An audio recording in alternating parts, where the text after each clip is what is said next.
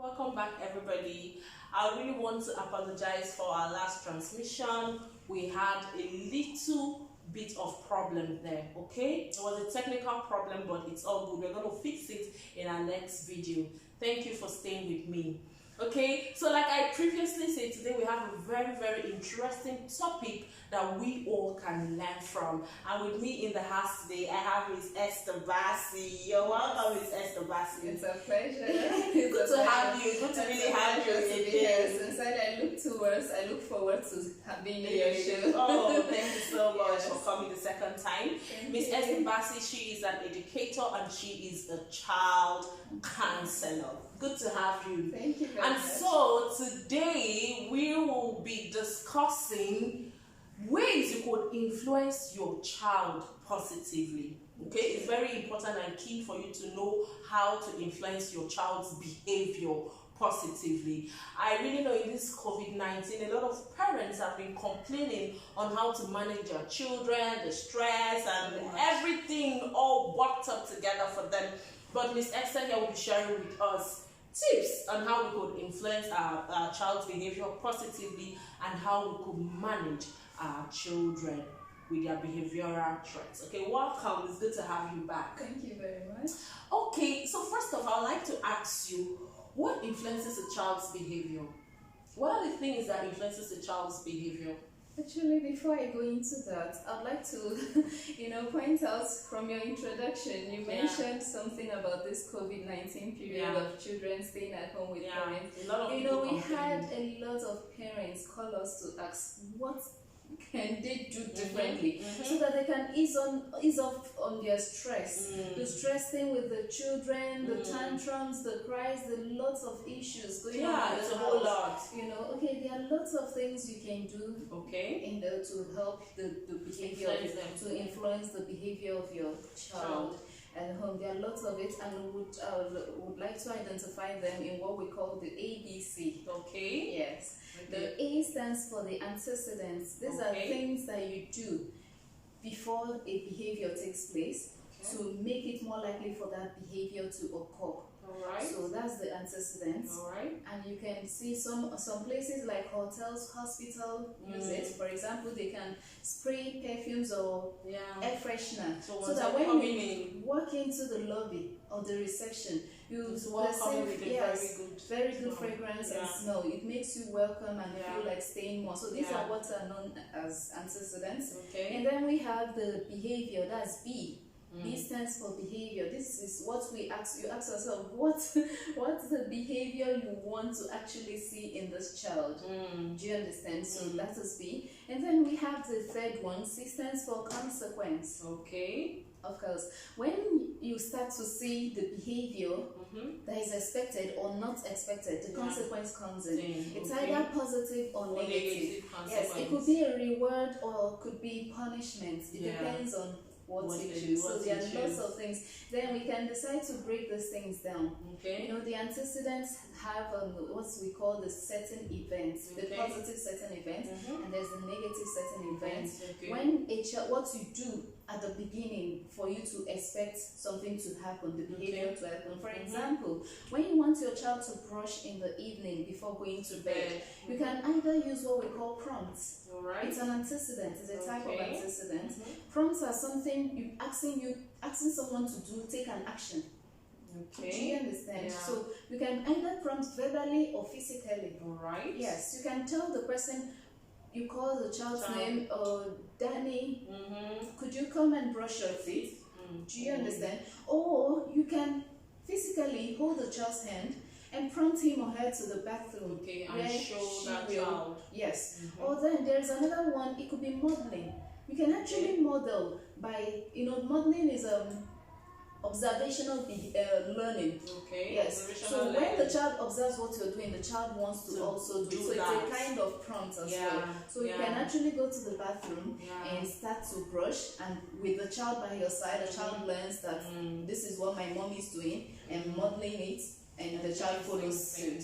So that's under antecedent. And then under the behavior we have what we call shaping. Alright. Yes. These are small steps you have to, okay, you want this child, for example, you want your child to start to take vegetables without struggling. You know this is healthy for the child. How do you get this child to actually do this thing? So you have to break this into smaller portions, the behavior actually into smaller portions, so that when the child starts with step 1, you actually see and acknowledge it. Okay. Do you understand? Okay, for example, you want this child to start to take vegetable, you serve the vegetable on the table, and then you can, when the child, probably at the beginning, the child will just be like, oh, it's vegetable, I'm not going to take it. It's a no, do you get? But there's something you can do.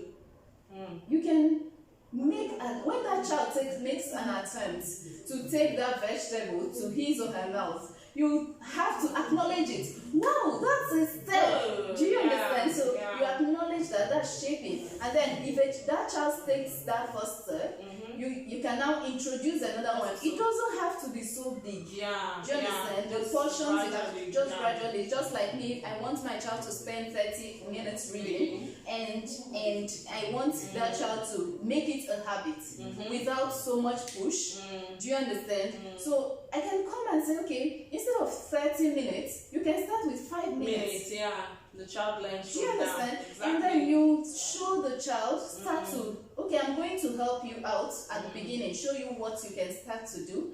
You know, parents often think in this particular situation that when they help their child to start up a behavior, that the do you understand? So it makes the child feel in charge, as if he or she can actually take a decision. Do you understand? So that's under shaping, and then we also have what we call modeling. Okay. Still under behavior. Modeling, we already explained that is observational learning. So you model the behavior you want the child to take on. So you can show the child, and modeling does not have to be only from the parent, any adult around. Do you understand? And you can also, when the child, you can show the child, even in another child, you can see a behavior you want your child to learn in another child, then you point it out for the child. Oh, look at this, is nice. For example, you want your child to begin to treat people nicer and be more kind. And then when you see someone do that, you can begin to praise it and show the child that this is actually a good one. This is what this person did, and it's appreciated. Do you understand that? Another one we have under behavior is what we call simulation.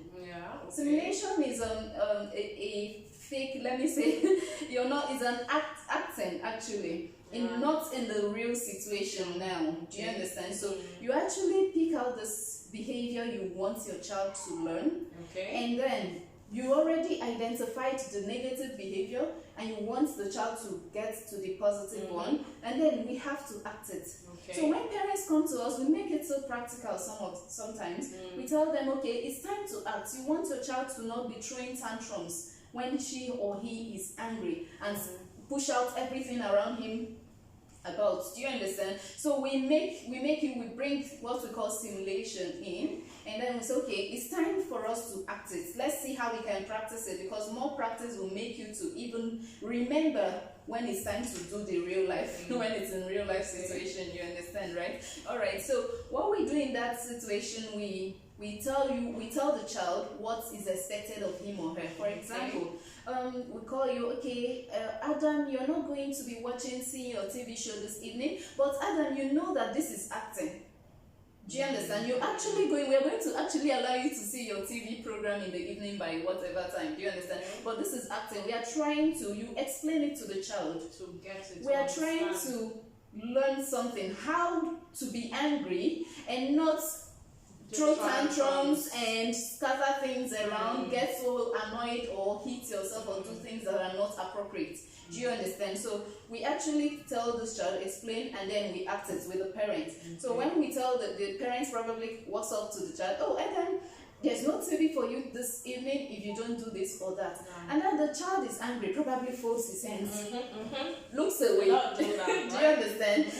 So we appraise that. We're like, wow, you're doing great. You're doing great. I bet you did a good job now. So this is how we can do it. Adam understands that, okay, this is an acting situation. It's not the real thing. So we practice it over and over again, so that this child gets used to it with time. It's not very compulsory that you use all of it. We find what works. So there are lots of things we do to so I think it's very important for each parent to know what works for them. Yes. But like, if you really want to influence your child's, what the things that influence your child's behavior is some of these key. Using the ABC method. This is the antecedents, the behavior, and the consequences. Like you said, the consequences can be positive, yes, or negative. That's reward or appreciating the child. Then that's reward for appreciating the child, or it could be punishment. That's the negative part of it. Yes. So so some of these things could actually influence the child positively or negatively. Yes. Okay, yeah, good thoughts you have there. So I'll go further to ask you. Okay. How do one encourage good behavior and discipline amongst children? Okay. You know, it's a different thing for a child to be disciplined, right? When you're disciplined, I think it's different from some kind of behavior a child has. Okay. Yeah, there are children that are actually disciplined with or without their parents. Yes. And then there are children that when it comes to behavior, when their parents are with them, they tend to behave themselves well. And when they are not there, they throw those behavior, So how do you encourage good, discipline and good behavior and discipline amongst children? Okay. When you talked about discipline, I had to be very conscious of the fact that you're not talking about punishment. No, it's a different topic and it's very broad on its own. Alright, I understand what you mean. Discipline, that the child is able to maintain the expected behavior at all times. Yes. Alright, it's still using this method, but the key thing there is consistency and practice. Okay. So if you as a parent, it starts with the parent. No, of course. I truly believe it starts with the parents. Yes. Because our children, they learn a lot from us. Yes, like some behavior we exhibit sometimes, we don't know it's rubbing up on the kids. They are learning that. So I think for anyone who would want to influence a child's behavior positively, has to start from the parents or the guardian or whoever it's around that child. Definitely. Because you're like their role model. They look up to you. The parent has to be conscious. Like I tell people, be very intentional about child upbringing. Wow. I tell parents to be very intentional. You have to know that this is what you should do for your child. Yeah. This is the expected result. Mm-hmm. Because if you don't look at all those things, you leave your child to behave anyhow, the outcome would also be that way. Yeah, do you understand? Exactly. So you have to be really conscious about what you do. So it starts with the parent. The parent first has to tell him or herself, okay, this is what I'm expecting from this child, to behave in the appropriate way, whether I am there or not. So you have to plan it. You have to sit down, identify the good behaviors that you want to see in this child, and then you follow it up. The first thing is to identify the good behaviors. And I would advise, as I always do, that you start with one behavior at a time. You can have all of them together, so that you will be able to do a good job. When you've achieved one, you move on to the next one. And so when you identify the behavior you want for this child to take on, the next is for you to choose a model that you use to enforce this behavior on the child. Do you understand that work? Yes. So when you choose a model, then you come with what we call the consequence. When you start seeing changes, or if the child is doing well already, you can reinforce that behavior. You can reinforce this particular behavior, and then that's where your consequence comes in, like using of praise, like using of rewards, hugging your child. Do you understand? Doing a lot of things that the child actually also appreciates. So these things help to shape behaviors of children. And like the aspect of reward, like what we were talking the last time, the aspect of rewards, I think is a little bit dicey, but I think the best way about it is, I keep telling parents, if you cannot keep up with a particular reward, because children at times, there are ways you try to enforce a certain thing with them that has a reward, right? if you can't keep up with that, don't even start. Because a lot of children, or some, let me not use a lot of children, they would actually be depending on that reward to behave well. Right? Yes, that's correct. They'll be depending on the reward. Okay, mommy say if I should do this, I'm going to get this, right? And if the child does that and he or she doesn't get that, it becomes a challenge. You get it's another challenge, and they might even lose trust when it comes to the parents. So I think, like you rightly said, reward can be a hug. Yes, that's reward can be a big kiss. Reward can be within you. You mustn't really say it out to the child when you do this or you do that. Reward can also be you sharing, making the child to choose what he or she wants. Yes, that's correct.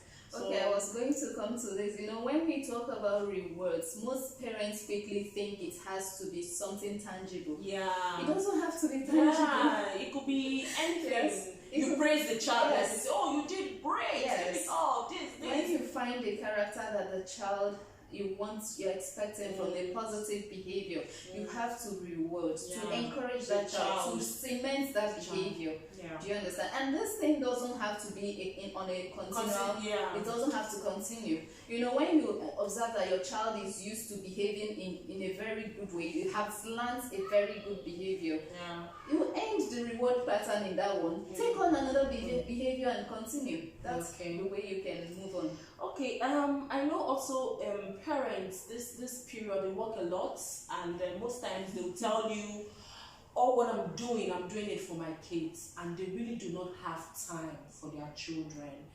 And so, that's right.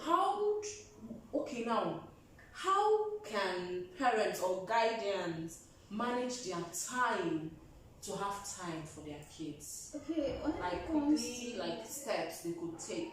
Okay, first of all, I would like to say, these days, parents, everyone is trying to do something, running up and down just to make ends meet. And especially the mothers these days. Before it used to be the fathers that are the breadwinner of the home, but these days, everyone is involved. Alright, what I quickly tell parents is, I tell them to plan. Yeah. Planning is key. It Very makes important. up for everything. Yeah. So you plan. Why we get into this circle of stress and everything? It's because even before you started having the children, you didn't even plan, make proper planning. So when parents come to us, we make out a plan, we look at their daily schedule, and then we plan their day for them. That's number one. So secondly, you have, in the midst of planning, most of the time we tell you to involve your child. Let them be part of the plan. When would they likely want to have time with you? And then if it's convenient for you, that time is accepted. That's one. Secondly, would like you to ease on stress. Yes, a lot of people have a lot of things going on in their life. By the time they get to the house, they are so stressed out, so they pass on the stress to the family, to the children. And instead of the positive energy they are trying to release, you find they are releasing negative energies, and children pick up on these things. It also affects them. So we want to be very watchful on that. So it's very important that whatever we are doing, we plan to have good quality time with your children, because you want to bring up children that are healthy, mentally, that think well, that act well, that represent you wherever they go to in the appropriate way. So this planning is very, very key. That's very important. And when you're planning, it's very important for you to also include your children in your plan. Okay, and I also think that there's no way, if you do not have time for your kids, there's actually no way you can actually identify the behavior you would want to change positively. Definitely. So I think it starts from having time with your children, spending time with your children, knowing your children. And I also know that no child is the same. You might have 4 or 5 kids, they are different. So you really need to know how to manage them and what works for each and every one of them when it comes to influencing their behavior positively. Okay, maybe I think for some people, they might, when it comes to reward, a child might be comfortable with the mom praising, praising. Another child might be comfortable with telling the mom, "Mommy, I want this if I'm doing this." Do you understand? Another child may be comfortable with something else. It's just about you understanding your child and knowing what works for your child. Okay, like in summary now, what our topic is all about now, just tell us the major steps or the major things we could do to influence our child's behavior positively now. Positively. Of course. Like we already discussed this, like more of a summary. You first of all have to identify the behavior you want to change. You want the child to behave. Yeah. You want positive behavior. Yeah. And then if the child has a negative behavior, you have to also identify that in particular one, and then you give the opposite of that particular behavior. What do you want this child to change from this to this? You identify it. I advise parents always write it down, so that when you start to observe changes, you also note it, so you know when to be able to give the consequence. And then, most of the time the human brain is wired in a way that you notice the negative behavior of a person first. Do you understand? So I tell parents, ignore. Sometimes look out, don't always leave the bad one, but when you see the good one, reinforce it. Do the right thing always. In fact, use less of negatives. That's the negative consequence now. It's better you use the positive consequence more. That's where you actually see the result of the behavior you're expected to see. And I also like to advise parents that whenever they start a particular model you want to use to enforce a particular behavior, and you're not seeing changes yet, don't get discouraged. It's too early. Continue in it, because every little effort you're putting in is making a difference. This place now you say continue. How long?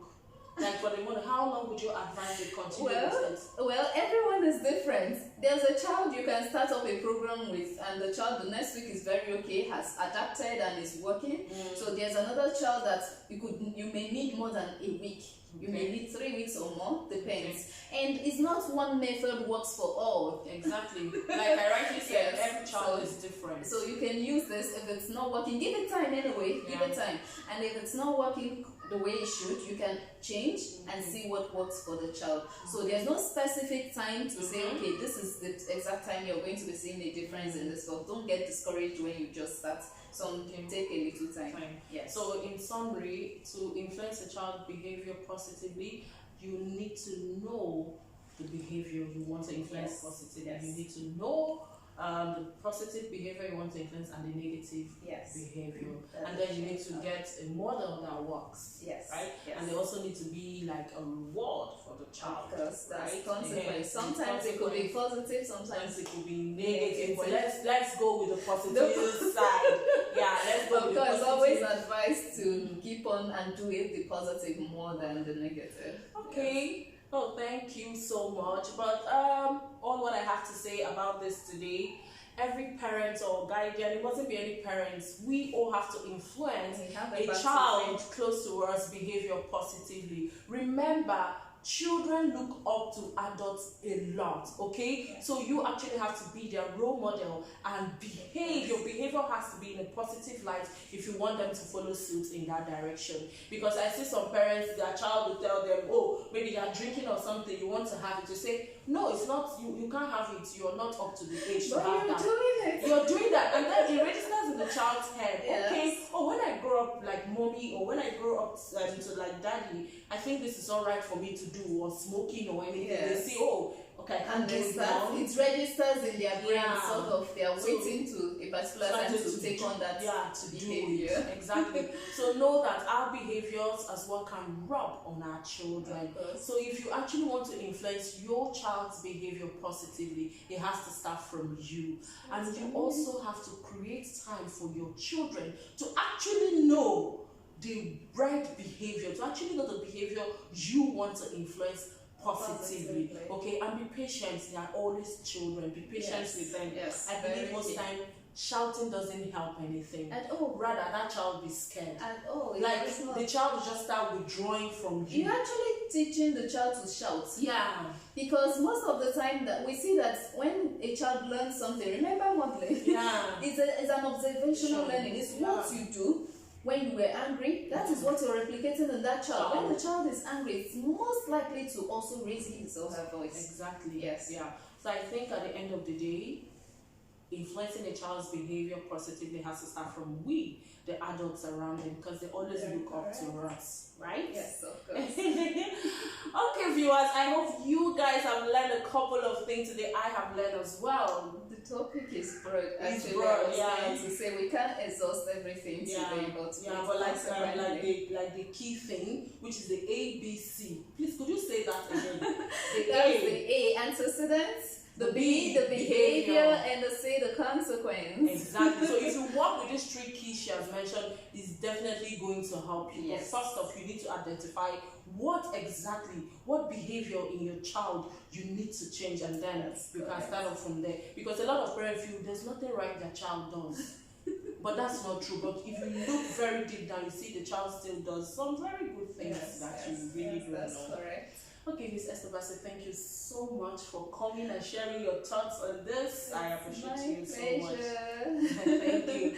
So feel free to share your thoughts, your comments, and your questions. Okay, she'll be here in your comment section. She'll be here to answer any questions you have. Okay, so don't forget to follow me on Facebook, on Instagram, and on YouTube at Oni's Talk. Alright people, this is our show today. Enjoy the rest of your day. See you soon. Bye.